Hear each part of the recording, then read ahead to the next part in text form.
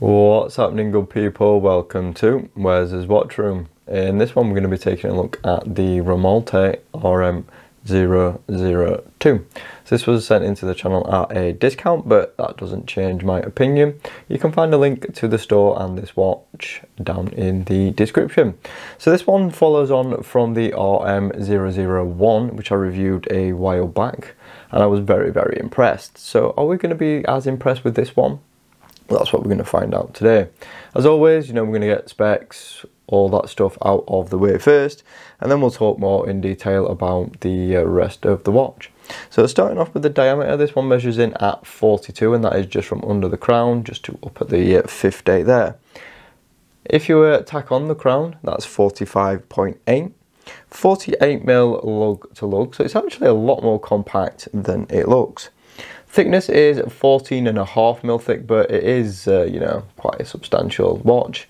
And I think the size of it is not really that much of an issue, but more on that later. 20mm lug width, and the crown is a good size at 6.2. The construction is full 316L stainless steel, apart from the sapphire crystal and ceramic bezel insert. 200 meter claim water resistance, thanks to a screw down crown and a screw down case back. Sapphire, as we've mentioned already, and it does have some blue AR coating. BGW9 Loom, but more on that later. And a 120 click bezel.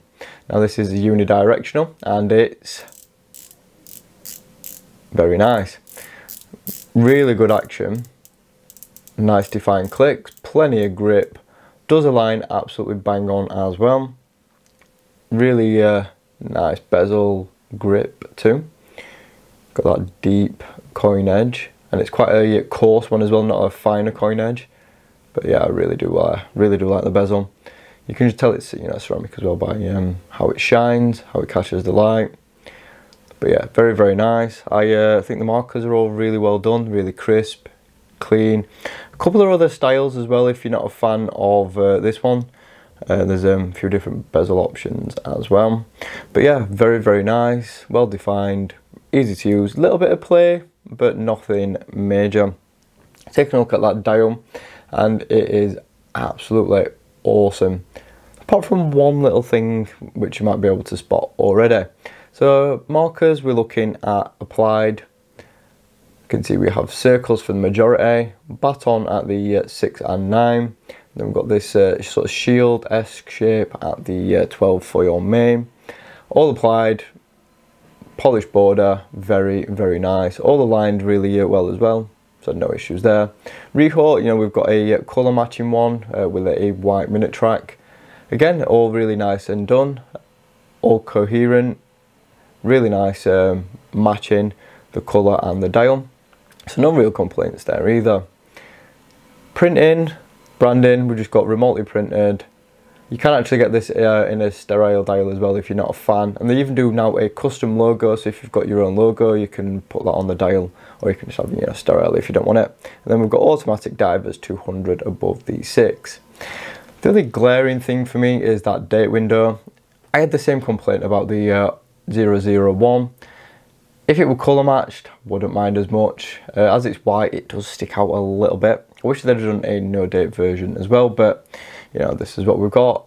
It is bordered, so it does match the indices. And of course there is white on the watch as well, so it's not an eyesore. It doesn't really contrast too much in that way, but it just spoils the symmetry for me a little bit.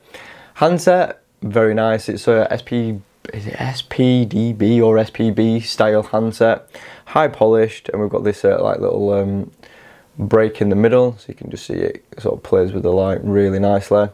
Then we've got a very slim sort of trafficy light style second hand, but again all the quality is really good, nice and high polish, well finished. No complaints really, and it obviously suits the style of the watch perfectly. The highlight though for this one is that dial itself. We've got a birch style. Now I did get a little bit mixed up between this and the 001, because that was listed as having a birch style as well, but that's not correct. That's an annual ring style. This is a birch style because it's vertical rather than horizontal. But yeah, that dial, guys, it is absolutely lovely. I love the metallic blue that sort of shifts to green as well. It is just absolutely awesome. It's got a little bit of texture to it. It's not as heavily textured as the 001, but it does still have a little bit of depth and texture to it, and I just love the colour. There's also a silver variant and a black variant as well.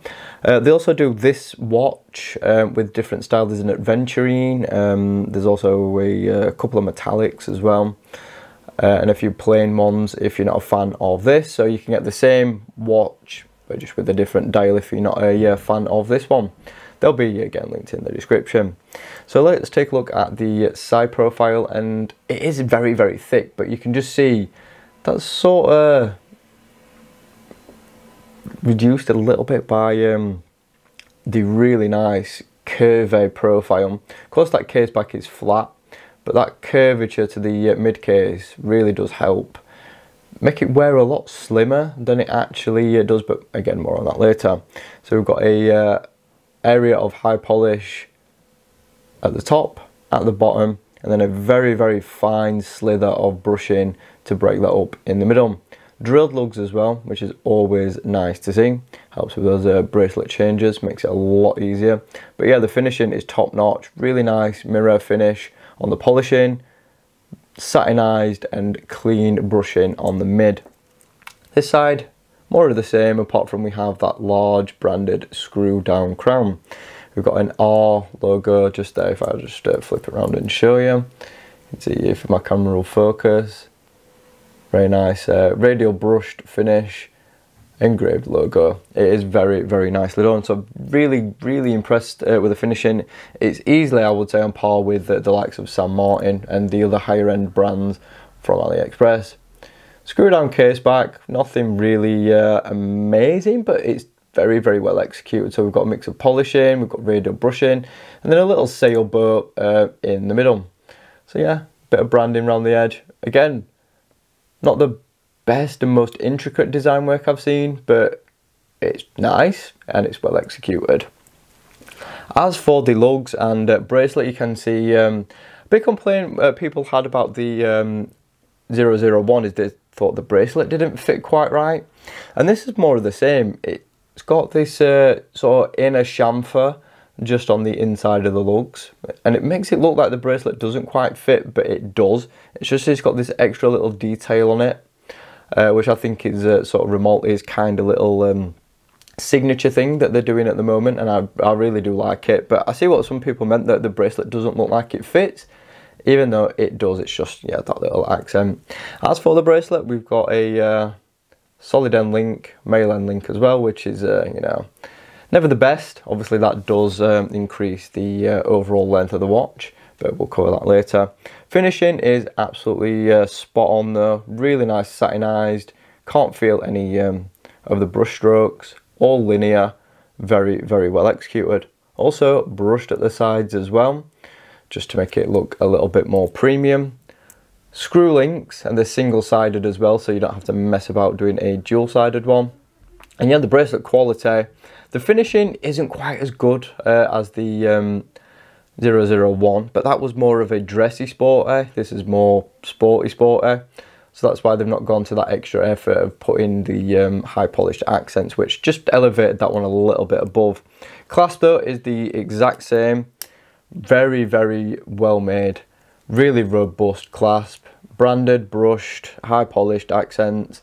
And it is not quite on par with some of St. Martin's better ones, but it's definitely better than most I've seen at this price point as well. So we get 3 micro adjusts, double pushes, and a very, very solid feeling milled clasp. I've noticed a lot lately that people, well, other brands are cutting corners and using like a much thinner scissor, but this is super solid and yeah, really, really robust. So yeah, very, very impressed with the bracelet. Not quite as nice as the 001, but fits the style of this watch better than that other one would. And yeah, the quality is still very, very impressive. So I'll pop this on wrist, and I don't even have to cut for that, because it goes on very, very easily if I speak too soon. And there we go. So there it is on my 6-inch wrist, and it wears it's fantastic, guys. Even with those male end links, you can see, because they curve so much, it does really follow the flow of your wrist nicely. Of course, I think this one would fit, you know, you guys with thicker wrists better than it does myself. Even though, you know, I wouldn't say it looks too bad on my wrist. Maybe a little bit big on the diameter. If it was, say, a sub 40, of course, it would look a lot better. But yeah, I'd say, you know, above my wrist size, it's going to fit and it will look better. Comfort, can't like fault it at all. You know, we've got those micro adjusts. I've removed all the links I can and it fits just very nice. So if you, like, say you've got bigger wrist than me, you've got no issues whatsoever. But yeah, it's a very, very comfortable wearing watch. The weight as well, I would say it's slightly top heavy. A lot of the weight is in the watch itself. And not so much in the bracelet. I think San Martin do get the balance a little bit better just because their clasps are a little bit heftier. So it just sort of balances it out. I wouldn't call it like really sort of bad top heavy. You get those watches and it's just really, really unbalanced. This is nice, it's just a little bit top heavy. As for, you know, the profile, really nice hug because of that curvature to the mid case. Although the case back does make it sit a little bit high on my wrist in particular. But of course, you know, guys, that might be a little bit different than yours. No overhang though, which is always nice to see. And yeah, it is an extremely comfortable watch. The weight is manageable. Obviously, if you've got, you know, thicker wrists, you might be able to cope with a slightly heavier watch, obviously. Because you're going to have those extra links in, it is going to be a bit heavier, but it's definitely not unwearable on a slim wrist, let's just say. So yeah, very, very impressed with how this one wears. So moving on to, of course, now the movement, and I'm not going to bore you to death with the specifications because, well, we all know it's got an NH35 in it. Specs will be on screen so you can see them if you're not familiar or if you don't know them off by heart, which like most channels do by now because just about every watch has an NH35. But anyway, how does this one feel and operate? Well, just like pretty much any other NH35, we've got that screw down crown, very nice and reassuring, good amount of grip, and I like that they've sort of matched the grip on the crown to the bezel as well, so we've got that little bit of design cohesion there. But yeah, 2 pulls out, yeah, absolutely fine, there's no issue whatsoever, very, very smooth. Little bit of feedback though, not a bad, horrible feedback like you get on some cheaper automatics, and it's a bit gritty feeling. But I have noticed there is a little bit of a feedback. It's just like a little vibration. It's nothing like off-putting. Like I said, you get some of those other ones and they feel really horrible and gritty. It's nothing like that. It's all nice and smooth. But yeah, just a little bit of feedback. Re-engagement, no issue whatsoever. Screws down absolutely perfect. So yeah, really nice, easy to use crown, easy to use movement, nice, good spec, reliable, not really much more you could want for the price. Of course, yeah, PT would be awesome in one of these, but then that would drive the price up quite significantly. But yeah, can't really fault the NH35. Moving on to the Loom, so this has got a BGW9 Loom, and you know what? It is impressive, guys. I don't think it's quite Citizen Seiko level, maybe just a little bit less than what you get from San Martin as well. It's not quite on par with some of their divers, but it is very, very impressive Loom. Yeah, it's not obviously the most outlandish or crazy you're ever going to see, but it's good quality Loom. It lasts a long time, it's got good staying power, it's got good brightness, initial, and it doesn't sort of fade over quick either. So yeah, it's very, very good. Not the best I've seen, but still very, very impressive. So guys, summary, what do we think of this watch? Well, currently price, including tax, for us guys in the UK is 160 quid. And you know what? I think you do get a lot of watch for your money. I mean, the construction is solid. 316L throughout, like I mentioned. We've got that sapphire, we've got that blue AR coating. You can see, even in this bright studio light, that is still legible. Obviously, it's much better outdoors as well because it's not as harsh as that. But yeah, really, really good. Sapphire, ceramic, all the stuff you'd expect to see at a watch at this price point is present. Where this elevates it a little bit though is the finishing. You know, we've got that really nice mirror polish. We've got that really crisp, clean, satinized brushing. Fault wise, a little bit of back play on the bezel, nothing drastic. And that's about it really. I mean, it's a very impressive watch. 160 quid, I would say it's a very fair price what you're paying. I mean, the water resistance 200 meters claimed, so I wouldn't probably say I'd take this you know, snorkeling or thingy, but pool, absolutely fine. Love the aesthetic of it. That dial is just absolutely awesome, just the same as the RM001. That was the highlight of the watch, and it is for this as well. It's a very nice, well done dial. Of course, you know, different options. If you're not a fan of this birch style, you can get that adventuring one. That'll run you a premium, but that is very nice as well. So yeah, I would definitely say this one is worth considering, guys. I think of this style of watch, yeah, it is a little bit more expensive than some of its rivals of the same style, but this is better in my opinion. It's better finished, better made, really solid, and it feels like a proper premium feeling watch. So again, guys, link for this one down in the description. Thanks for watching, and I will catch you on the next one. If you want to see more content on the channel, click the links you can see right now. Like the video if you enjoyed it, hit that bell so you don't miss any future content, and of course, feel free to subscribe if you want to stay in touch with the channel. Thanks very much. Have a good one.